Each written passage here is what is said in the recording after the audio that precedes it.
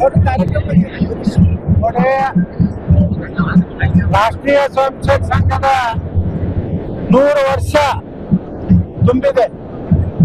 ಅದಕ್ಕಾಗಿ ಇಡೀ ಭಾರತದಲ್ಲಿ ಪ್ರತಿಯೊಂದು ಸಣ್ಣ ಸಣ್ಣ ಗ್ರಾಮ ಹಿಡಿದು ಎಲ್ಲ ಕಡೆ ಸಮಸ್ತ ಹಿಂದೂಗಳ ಒಂದು ಸಮ್ಮೇಳನವನ್ನ ಮಾಡುವುದರ ಮೂಲಕ ನಮ್ಮಲ್ಲಿರುವಂತ ಈ ಒಳಜಾತಿ ಅಸ್ಪೃಶ್ಯತೆ ಅಸಮಾನತೆ ವಿರುದ್ಧ ಇವತ್ತು ದೇಶಾದ್ಯಂತ ರಾಷ್ಟ್ರೀಯ ಸ್ವಯಂ ಸೇವಕ ಸಂಘ ಏನು ಕರೆ ಕೊಟ್ಟಿದೆ. ಕರ್ನಾಟಕದಲ್ಲಿ ಸಹ ಸುಮಾರು 3,000ಕ್ಕಿಂತ ಹೆಚ್ಚು ಕಡೆ ಇವತ್ತು ಹಿಂದೂ ಸಮ್ಮೇಳನಗಳನ್ನ ಮೂಲಕ ಹಿಂದೂಗಳು ಒಂದಾಗಿರ್ಬೇಕು.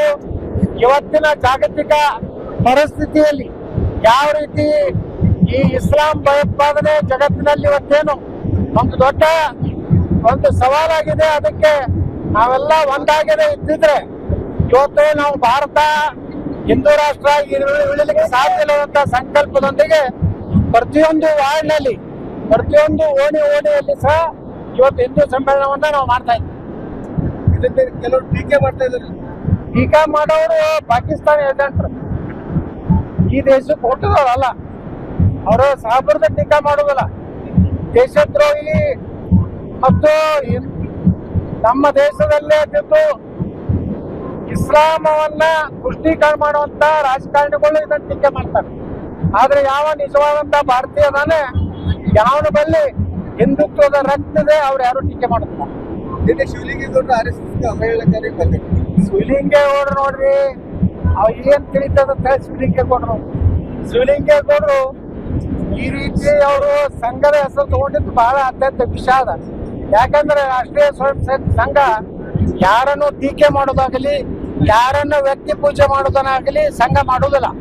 ಆ ದುರ್ದೈವ ಅಂದ್ರೆ ಈ ದೇಶದಾಗ RSS ಟೀಕೆ ಮಾಡಿದ್ರೆ ಅವ್ರೇನೋ ಒಂದು ದೊಡ್ಡ ಹೀರೋ ಆಗ್ತೇನೆ ಅಂತೇಳಿ ಮತ್ತು ಮುಸಲ್ಮಾನರು ಖುಷಿ ಆಗ್ತಾರೆ ಮಾಡ್ತಾರೆ ವಿನಃ ಅವ್ರೇನು ಮುಸಲ್ಮಾನರಿಗೇನು ಅವೇನು ದೊಡ್ಡ ಈ ದೇಶದಲ್ಲಿ ಏನು ದೊಡ್ಡ ಕೆಲಸ ಏನು ಮಾಡಿಲ್ಲ. ಅವ್ರ ಉದ್ದೇಶ ಮುಸ್ಲಿಂ ಓಟ್ ಹಾಕಿ ಉಳಿಬೇಕಂತ ಹೇಳಿ ಅದಕ್ಕೆ ನಾವು ಹಿಂದೂ ಸಮ್ಮೇಳನ ಮಾಡ್ಲಕತ್ತಿದ್ದ. ಅದಕ್ಕೆ ಬಂದ್ರ ನಾವು ಮುಸಲ್ಮಾನ್ರು ಹೆಂಗ ದೇಶದ ವಿಚಾರ ಬಂದ್ರೆ ಅವ್ರು ಹೆಂಗ ತಮ್ಮ ಧರ್ಮ ಬಿಟ್ರೆ ದೇಶನೂ ಬೇಕಾಗಿಲ್ಲ, ನಮ್ಮ ದೇಶದ ಸಂವಿಧಾನ ಬೇಕಾಗಿಲ್ಲ. ಅವ್ರು ಹೆಂಗದಾರೆ. ಆದ್ರೆ ನಮಗೆಲ್ಲ ಹಿಂದೂಗಳಿಗೆ ಭಾರತ ಬೇಕು, ನಮ್ಮ ಸಂವಿಧಾನ ಬೇಕನ್ನುವಂತ ಪರಿಕಲ್ಪನೆಯೊಂದಿಗೆ ರಾಷ್ಟ್ರೀಯ ಸ್ವಯಂ ಸೇವಕ ಸಂಘ ಈ ಹಿಂದೂ ಸಮ್ಮೇಳನ ಮಾಡ್ತಾ ಇದೆ. ಇಂಥ ಸಣ್ಣ ಪುಟ್ಟ ಚಿಲ್ಲರೆ ರಾಜಕಾರಣಿಗಳು ಮಾತಾಡಿದ್ರೆ ಸಂಘಕ್ಕೆ ಇವತ್ತು ಸೂರ್ಯನಿಗೆ ಉಗುಳದಂಗ ಆಗ್ತದೆ. ಸೂರ್ಯನಿಗೆ ಉಗುಳದ ಏನಾಗ್ತದೆ, ನಮ್ಮ ಮೈ ಮ್ಯಾಗೆ ಬೀಳ್ತದೆ. ಅದಕ್ಕೆ ಸಂಘದ ಹೆಸರು ತಗೊಳ್ಲಿಕ್ಕಂದ್ರೆ ರಾಹುಲ್ ಗಾಂಧಿಗೂ ನಿತ್ಯ ಹತ್ತುದಿಲ್ಲ, ಪ್ರಿಯಾಂಕಾ ಖರ್ಗೆಗೂ ನಿತ್ಯ ಹತ್ತುದಿಲ್ಲ.